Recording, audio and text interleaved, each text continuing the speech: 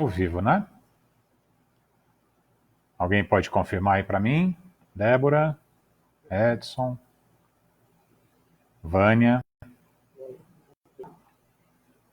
Oi? Olha lá. Agora está ao vivo, né? Isso. Confirmamos que está ao vivo. Peço desculpas. Nós tivemos pequenos problemas técnicos. E, desde já, agradecendo a Débora pelo gentil convite, né, Débora? E vamos aguardar mais pequenos minutinhos para... Precisa desligar aí, bem. Mais pequenos minutinhos para que mais pessoas entrem nas salas. Estamos nesse momento com 11, 12 pessoas, 15, vamos lá. Muito bom. Estamos no horário, tivemos pequenos problemas técnicos. Agradecemos essa oportunidade tão gostosa de estarmos reunidos nessa casa que nos acolhe tão bem. Tivemos a oportunidade já desde o ano passado de estarmos algumas vezes no nosso lar de Americana, sendo muito bem recebidos pela Débora, o Edson. Não vou citar aqui o nome de todos os trabalhadores, com medo de esquecer algum. Nós nos sentimos de verdade no nosso lar, numa grande família. E pela primeira vez, aqui agora, reunidos, não fisicamente, mas em espírito. E esperamos que todos que estão aqui nos assistindo, que também agradeço, possamos sentir a mesma coisa que sentimos quando estávamos naquela casa. Uma congregação de irmãos, muita luz, muita fraternidade e muito acolhimento. E que sintam-se todos assim nesse momento, como se estivéssemos todos no mesmo ambiente. E estamos no mesmo ambiente espiritual, conectados na mesma sintonia, com a vontade de aprendermos juntos, de nos conectarmos com o nosso Mestre Jesus, e hoje com essa reflexão sobre as curas de Jesus. Então nós vamos iniciar com uma oração, elevando nosso pensamento a Deus, nosso Pai, visualizando a figura de Jesus, nosso querido irmão, amigo, mestre,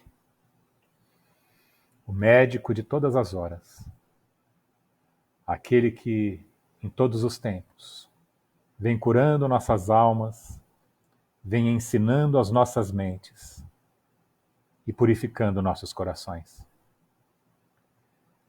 Os ensinamentos que aqui vamos compartilhar foram buscados naquele legado deixado pelos seus benfeitores, mas todos eles tendo como o norte a sua vivência. Ele não nos ensinou com escritos ou com palavras. Ele nos ensinou pelo amor que distribuiu por todos nós. Que as sementes hoje plantadas possam crescer em nossos corações, em nossas mentes. E como na parábola do semeador, que possam cair em solos já preparados, para que se multipliquem e iluminem e reverberem no momento que toda a humanidade tanto precisa dessa luz, desse consolo do Mestre. Talvez tenham corações dos mais queridos que não estejam preparados para receber essas sementes. Mas aí lembramos da carta de Paulo aos Coríntios, quando diz: eu plantei, Apolo regou, mas o crescimento, esse é de Deus e no tempo dele. Com fé, com perseverança, sabemos que as sementes, nenhuma semente será desperdiçada. Estejamos todos, saiamos dessa reunião, todos, um pouco pelo menos melhores do que aqui chegamos. Meus amigos, hoje, como disse, nós vamos falar sobre as curas de Jesus. Nos evangelhos, nós encontramos perto de 30 casos de cura. E há algo em comum entre todos os curados, que todos nós sabemos, mas que não paramos para pensar. Todos eles estão mortos. A mulher hemorrágica morreu alguns poucos anos depois da cura. Sabe aquele aleijado que foi alçado ao telhado porque a casa estava cheia? Ele também caminhou com a sua cama, mas passado algum tempo, deitou-se novamente com os olhos fechados e o seu corpo estava morto. Assim também o cego Bartimeu, depois de ver um pouco das paisagens ali em torno de Jericó, poder ver a beleza da natureza, mais um tempinho também havia falecido. Todos deixaram seus corpos, mas vivem no plano espiritual e creio regularmente na Terra, mas vestindo outros corpos. Mas há também uma outra coisa em comum em todos eles: o movimento em direção a Cristo. Todos foram fiéis a um ensinamento de Jesus. Vinde a mim, aqueles que sofrem, e eu vos aliviarei. E é sobre esses dois pontos, né? A cura do corpo físico e o movimento que esses curados fizeram, que vai se basear essa nossa reflexão de hoje.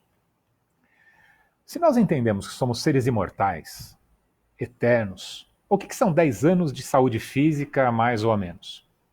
Será que o amor de Cristo, né, na cura que ele fez, por exemplo, ao cego Bartimeu, foi para ter um alívio de há poucos anos na vida dele? Será que a vida dele se tornou melhor fisicamente?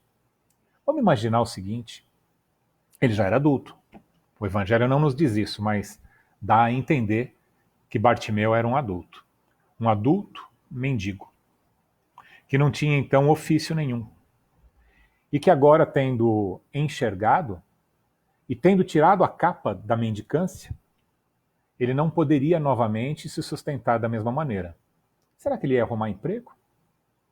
Ou será que agora ele ia ficar naquele limbo entre já não posso mais mendicar, mas também não tenho um ofício para trabalhar? Será que a vida dele material ela ficou melhor do que estava antes? Será que era isso que Cristo buscava ao curar a sua vista? Ou será que, como em todo o Evangelho, existem lições mais profundas? Temos que enxergar com os olhos de espírito à luz dessa doutrina maravilhosa que nos esclarece, que clareia a nossa mente, e tem algo a mais ali. Ele estava curando os doentes dos seus corpos ou nos trazendo uma lição maior, além de cuidar uns dos outros, que é uma grande lição? Ele está tentando nos trazer algo a mais nessas lições das curas. Respondendo a essas questões, vamos trabalhar esses dois aspectos: os corpos já mortos, mas com os espíritos vivificados, como também o movimento que, na verdade, precedeu a cura. Então, houve primeiro um movimento do curado em direção a Cristo, para depois ele receber a cura.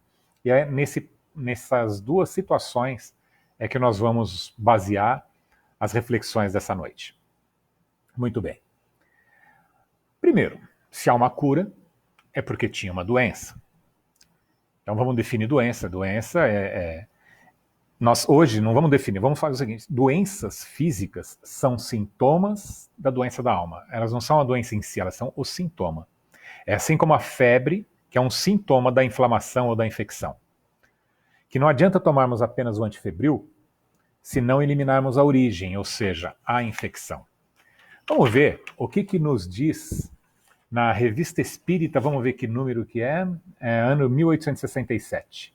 Fevereiro de 67, Dissertações Espíritas, as 3 causas principais das doenças. Eu recortei apenas um pequeno trecho, que é assinado pelo doutor, desculpe a pronúncia, doutor Morel Lavallee, provavelmente é assim que se pronuncia, e no finzinho da sua reflexão ele diz assim: cuidando do corpo, destruís o efeito, mas residindo a no perispírito, a doença voltará novamente, quando cessarem os cuidados. Até que se perceba que é preciso levar alhures, ou seja, adiante, a atenção, cuidando fluidicamente o princípio fluídico mórbido.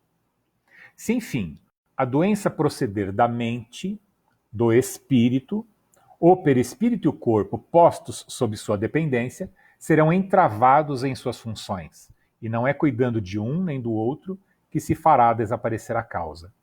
Para destruir uma causa mórbida, há que combatê-la em seu terreno. O que esse Dr. Morel ele quis nos dizer? A doença, ela se manifesta aos nossos olhos no nosso corpo físico. Antes disso, ela estava no perispírito, mas antes disso, nasceu na nossa mente, em nós espíritos. Então foi um sentimento ruim, foi um desequilíbrio energético que causa uma reverberação dessas energias, que ela causa uma pequena ferida, digamos assim, no perispírito, e depois o corpo físico, como um mata-borrão, traz aquela doença e exterioriza. Muitas vezes, no mais das vezes, a doença é isso mesmo, é expurgar aquilo que já estava deteriorado lá dentro e está sendo colocado para fora. Então, vamos dar um exemplo de uma gastrite.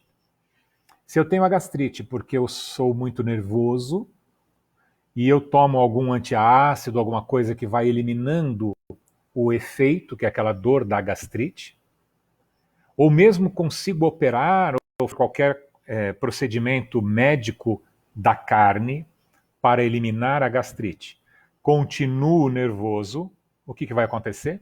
A gastrite volta. Se eu tenho uma infecção e eu tenho uma febre por conta dessa infecção, aí eu tomo um antifebril, mas não me preocupo com a infecção. O que acontece? Pode ser até que a gente vá a óbito, porque a febre é um aviso, é nossa amiga. Ela está dizendo, olha, tem alguma coisa errada no seu corpo físico, procure em algum lugar que você encontrará uma infecção, uma inflamação.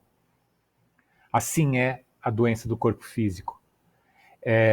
Ela vem nos avisar e diz assim, olha, existe alguma situação em desequilíbrio emocional, algo que talvez você tenha trazido de outras vidas, mas cuide disso. Esta doença não é sua inimiga, ela é sua amiga e está te avisando. Algo deve ser mudado dentro de você. Não adianta combater os efeitos sem combater as causas. Nós estamos falando de doença, de cura, então vamos trazer para a nossa conversa de hoje Samuel Hahnemann. Para aqueles que não o conhecem, ele é o pai da homeopatia. Mas ele é um pouco mais do que isso, ou muito mais do que isso. Ele também é um dos espíritos daquela pleiade de luz que, junto com Kardec, todos trabalharam para Cristo na codificação. Então ele, Santo Agostinho, tantos outros, né? Eles escreveram, responderam às questões de Kardec, e Hahnemann é um desses. E olha que interessante, o próprio Hahnemann, numa carta, na época da codificação ainda, ele se declara Paracelso. Ele teria sido, na outra encarnação, Paracelso além de médico. Então, lá por 1500, ele veio como Paracelso para trazer-nos uma medicina além do seu tempo, volta para a espiritualidade, retorna lá por 1600, 1700, como Samuel Hahnemann. Novamente, ele se forma médico, mas ele atua além da medicina e vai buscar, então, a homeopatia. E logo 20 ou 30 anos depois do desencarne dele, já está trabalhando na codificação espírita. Então, a gente sabe o que fala sobre saúde e doença. E olha o que ele diz. Há uma doença primordial, de onde todas as outras derivam. É o afastamento das leis de Deus. Uma doença primordial, mãe de todas as outras. O afastamento das leis de Deus. Aí me ocorre, nós espíritas sabemos que o pecado, como nos foi vendido anteriormente, ele não tem a mesma conotação. Mas vamos pegar emprestado os 7 pecados capitais e ver por que eles são chamados de pecado, que na verdade o pecado é um desvio de rota. E aí de novo, né? Cristo é o caminho, a verdade e a vida. Então, nós estamos nesse caminho reto. Estamos indo em direção à luz. Há um desvio, então nós estamos em pecado. E aí, os 7 principais são a gula, a avareza, a luxúria, ira, inveja, preguiça, orgulho e vaidade. Vamos começar um por um? E por que eles nos são chamados pecados? E por que eles nos causam dores e, consequentemente, doenças? A gula. Essa não precisa nem explicações transcendentais. Se comemos mais do que o nosso corpo precisa, estamos acumulando, trazendo substâncias que vão dificultar todos os processamentos no organismo. Mas aí também tem um componente emocional. A gula também significa que estamos presos aos sentidos, os sentidos da matéria. Então, ao paladar, ao prazer de uma boa mesa, e isso nos prende, porque se temos esse hábito e se não tivermos isso, ficaremos tristes, significa que estamos aprisionados a este hábito. Vamos falar da avareza. Essa obsessão pela posse, pelo ter. Ter o quê? Se nem o nosso corpo físico é verdadeiramente nosso, tudo aqui é de empréstimo. Tudo que temos, nós devemos de um dia, ou todos os dias, prestar conta para o nosso Pai. Então, engraçado que eu fico olhando ali no cantinho, acho que eu tenho que olhar aqui, né? Que é aqui que eu estou olhando nos olhos de vocês, eu estou olhando no cantinho porque eu fico olhando ali para mim. Mas a gente vai aprendendo com o tempo.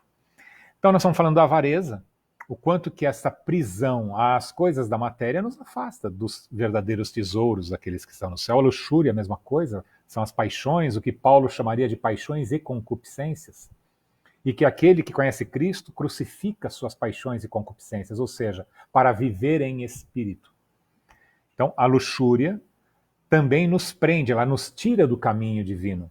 Ela nos tira do verdadeiro caminho, verdade e vida, que é o Cristo. A ira é um sentimento que cega, é um sentimento contrário ao amor, é um sentimento que você pode sofrer com o seu próprio fígado, sendo alguém irado.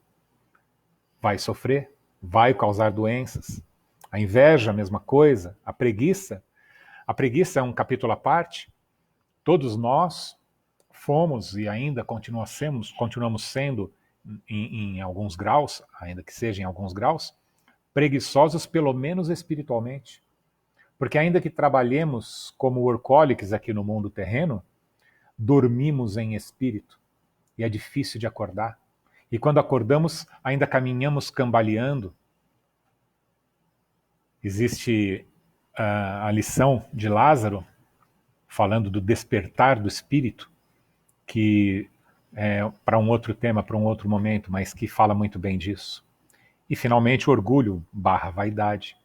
O quanto que ele nos aprisiona, nos causa dores, porque quando temos o orgulho ferido sofremos. Quando a nossa vaidade, adianta ser, por exemplo, vaidoso com o próprio aspecto físico, com o seu rosto?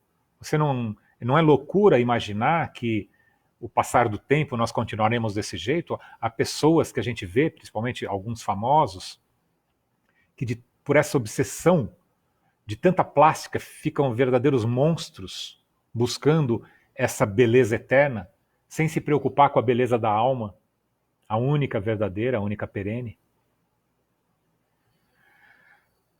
Agora, todas elas são filhas do egoísmo. Em algum lugar lá no Livro dos Espíritos, quando diz qual que é o nosso defeito principal, né? Não é com essas palavras que Kardec pergunta, e os Espíritos também não respondem necessariamente com essas palavras, mas diz o nosso defeito principal é o egoísmo. Dele deriva todos os outros. É pelo egoísmo, ou seja, pela identificação com a personalidade atual, com o ego que vivemos na atualidade. Então, identificando-nos com o ego, nos desidentificamos com o espírito que somos, e com isso causa dor. porque nós vivemos uma ilusão. Então, e nesse capítulo da ilusão, é interessante dizer, mas a melhor coisa que pode acontecer para a gente é uma desilusão, né? Sempre, me desiludi, tal. A melhor coisa, você queria continuar vivendo na ilusão. Agora, então, o Hahnemann nos disse que todas as dores, a origem de todas as doenças é o afastamento das leis de Deus. Vamos na pergunta 614 de O Livro dos Espíritos. Que se deve entender por lei natural? A lei natural é a lei de Deus. É a única verdadeira para a felicidade do homem, indica-lhe o que deve fazer ou deixar de fazer, e ele só é infeliz quando dele se afasta. Em outras palavras, disse aquilo que o Hahnemann também disse. Ora, se estamos doentes e sofremos, é porque nos afastamos das leis de Deus. E se formos na direção do Cristo, nos aproximamos dele e obtemos a cura. E isso nos remete novamente a Jesus, em Mateus capítulo 11, versículos de 28 a 30. Vinde a mim, todos vós que estáis aflitos e sobrecarregados, que eu vos aliviarei. Tomai sobre vós meu jugo e aprendei comigo, que sou brando e humilde de coração. E achareis repouso para vossas almas, pois é suave o meu jugo e leve o meu fardo. Entretanto, esse entretanto está no Evangelho segundo o Espiritismo, assim como esse versículo. Entretanto, faz depender de uma condição a sua assistência e a felicidade. Essa condição está na lei por ele ensinada. Seu jugo é a observância dessa lei. Mas esse jugo é leve e essa lei é suave, pois que apenas impõe como dever o amor e a caridade. Então, os grandes antídotos contra todas as doenças, contra todas as nossas dores, é estar sob o jugo de Cristo e praticar o amor e a caridade, que quase são sinônimos, né? Ou seja, o egoísmo é a nossa doença primordial, origem de todas as outras. Viver na personalidade terrena com suas paixões e concupiscências. É que vamos nos afastando dessas leis. E aí iniciando o processo, e assim iniciando o processo de sofrimento em nós. É hora de voltarmos. E aqui eu peço, né, que prestemos bastante atenção. Eu e cada um de nós que aqui estamos. Voltemos ao movimento que todos os curados do Evangelho têm em comum, que é o vinde a mim. O vinde a mim, citado no Evangelho em mais de uma ocasião. É o de fazer a sua parte. É o de voltar-se para Jesus. É ir procurá-lo. É o caminhar com aquele que é o caminho. Com o coração sincero naquele que é a verdade. E vivendo de acordo com aquele que é a vida. Esse nosso Jesus, nosso médico, nosso mestre, grande professor de almas, ele também é um grande médico de almas. Então nós podemos começar a compreender que todos aqueles curados, na verdade, eles estavam sendo curados em espírito. E agora nós vamos trazer, então, nós vamos passar rapidamente 1 ou 2 exemplos daquelas curas, e depois nós vamos nos fixar no Bartimeu e com ele extrair um pouco mais, nos aprofundando um pouco mais nessa lição, da cura espiritual. Da gente poder ler o Evangelho transcendendo o que apenas está lá nas letras, conseguindo interpretar a letra viva e o que Cristo quis nos passar. Então primeiro vamos falar da mulher hemorrágica. Jairo, que era um príncipe da sinagoga, prostou-se aos pés de Jesus, rogando-lhe que fosse salvar a filha de 12 anos que estava à morte. Envolvido por grande multidão, Jesus dirigiu-se à casa de Jairo, quando, no trajeto, uma mulher que tinha um fluxo de sangue havia 12 anos, e aí, reflexão para outro momento também, é interessante dizer que ele estava indo curar a menina de 12 anos, e que também a mulher hemorrágica fazia 12 anos que estava sangrando. Chegando por detrás dele, tocou-lhe na orla do vestido e imediatamente estancou a hemorragia. Jesus indaga: quem é que me tocou? Pedro e seus companheiros lhe disseram: mestre, a multidão te aperta e te oprime, e dizes quem é que me tocou? Jesus então esclareceu que alguém o havia tocado, porque sentiu que havia saído dele uma virtude. Nesse momento, a mulher, que não podia ocultar-se, aproximou-se e relatou como ficara curada ao tocá-lo. O mestre então lhe disse: tem bom ânimo, filha, a tua fé te salvou, vai em paz. Isso está em Lucas 8:40 a 48. O que essa mulher hemorrágica fez? Ela lutou com todas as leis da época. Quando a mulher sangrava mensalmente, naturalmente, ela era já considerada impura. Ela tinha que ficar apartada na sua casa, sem contato com ninguém, porque poderia então trazer impurezas para o seu esposo, para os seus filhos. Então ela ficava segregada. Essa mulher não podia nunca estar no meio da multidão e em absoluto tocar as vestes de alguém. Ela estava cometendo um crime para a época. Ela passou por cima de tudo isso, porque a fé que ela tinha era maior do que esses preceitos do mundo. E o que é essa questão do saiu de mim uma virtude? O Cristo é uma virtude, ele é a fonte das virtudes e ele transborda o tempo todo essas virtudes. Porém, lembrando daquela situação do encaixe do positivo com o negativo, né? Do ímã que tem que ter os polos opostos, um doando e o outro recebendo para que eles tenham contato, se ele nos exala o tempo todo todas as virtudes, nós estamos cerrados, fechados para receber tudo isso. E de forma mesquinha, de forma invejosa, vamos buscando preencher o nosso vazio, tirando daqui, roubando dali, buscando suprir carências afetivas, acolá. Mas esquecemos que nós temos a fonte onde supre toda a nossa sede, toda a nossa fome. Ela, nesse momento, abriu este canal de comunicação.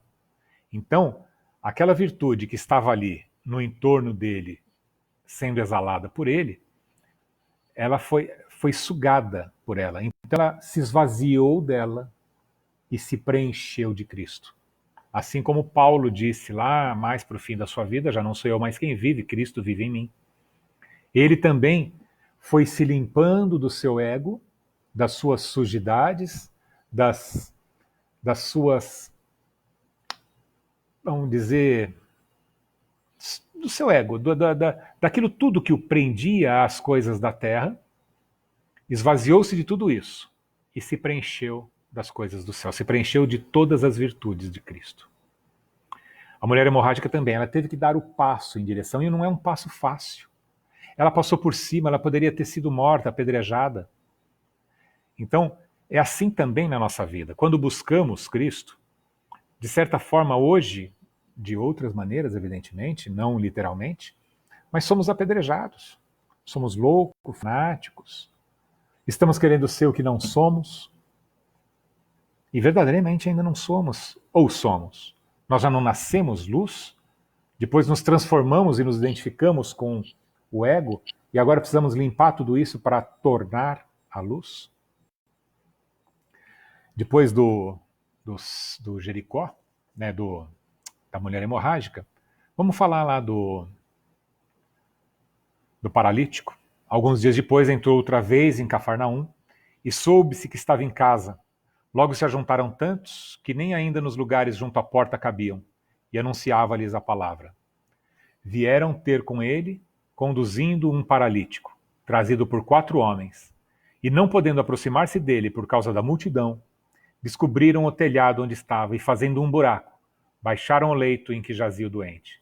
Jesus, vendo a fé deles, disse ao paralítico: Filho, perdoados estão os teus pecados, levanta-te, pega a tua cama e vai.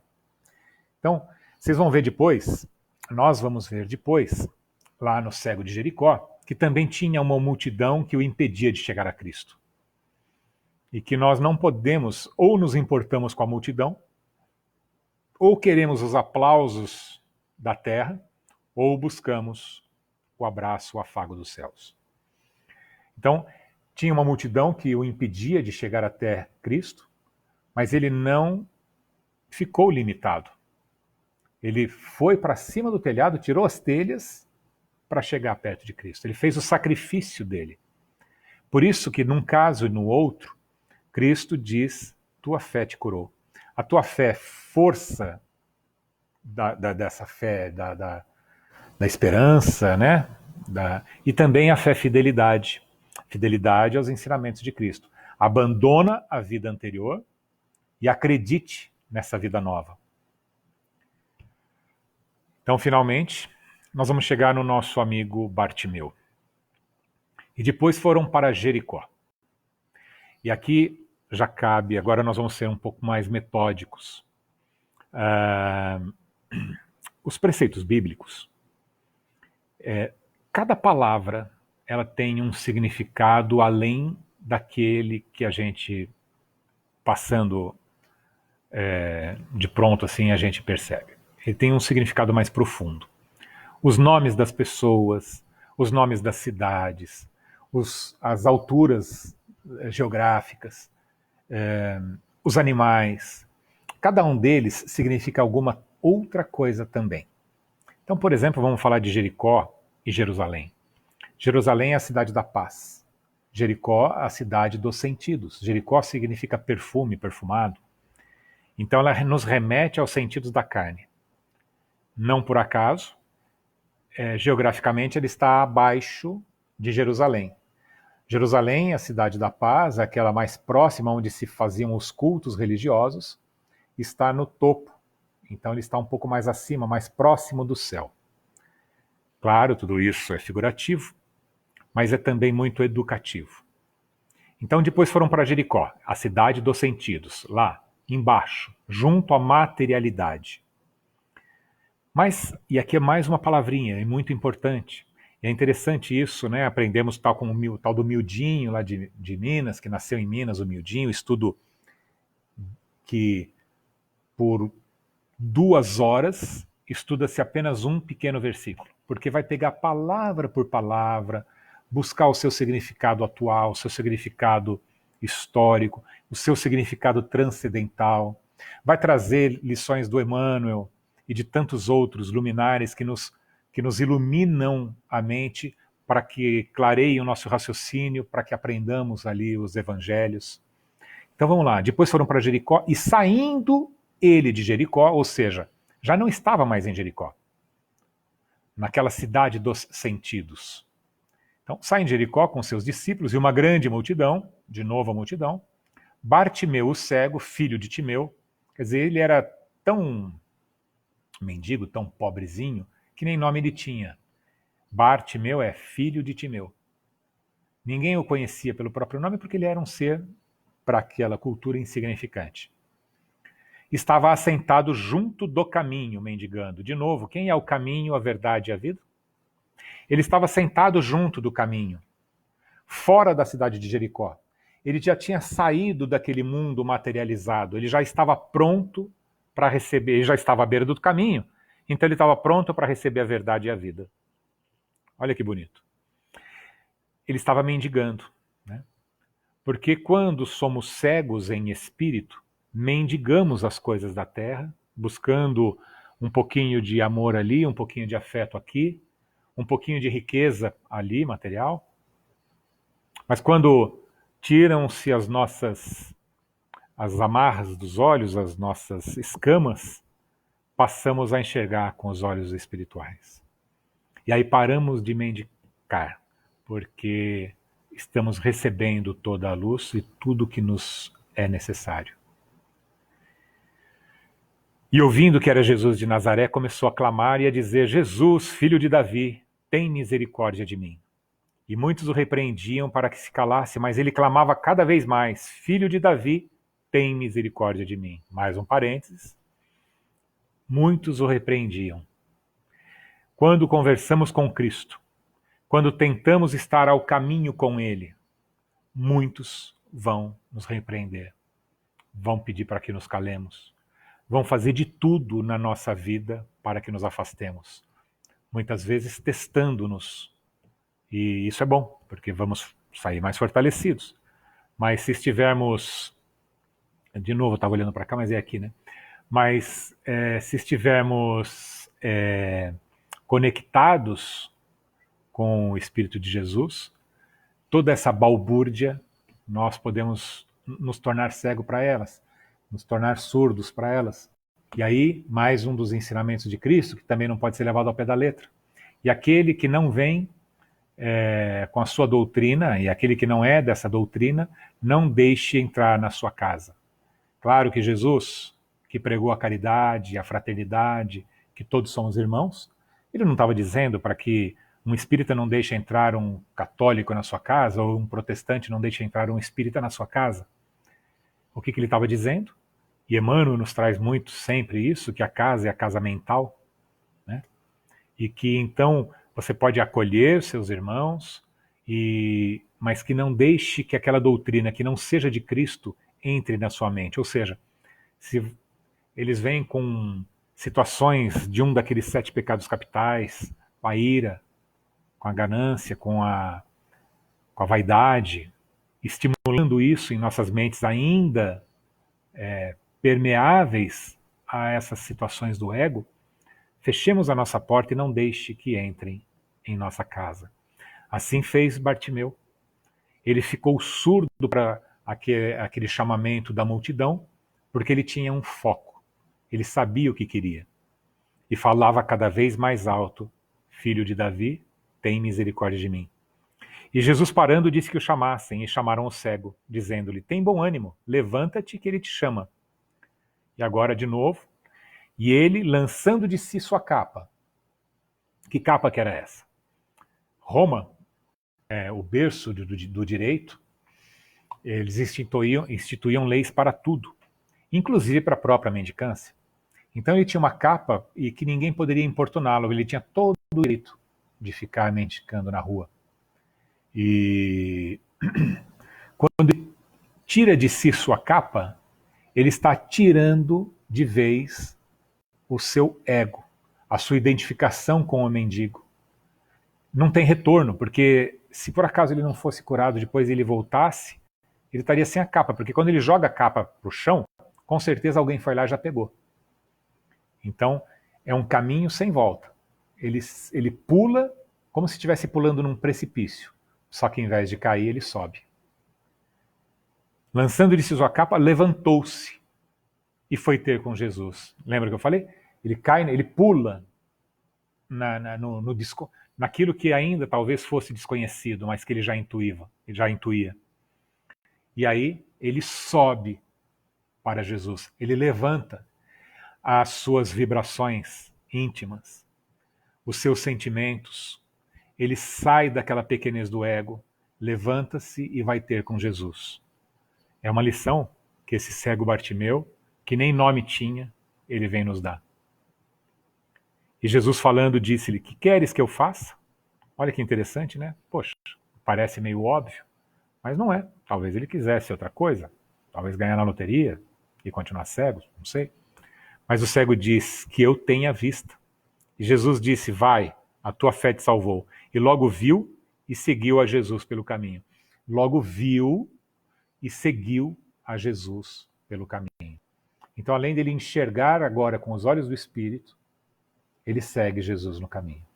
Por isso que lá no começo eu disse que todos aqueles curados por Cristo já estão mortos na carne, mas vivificados em espírito.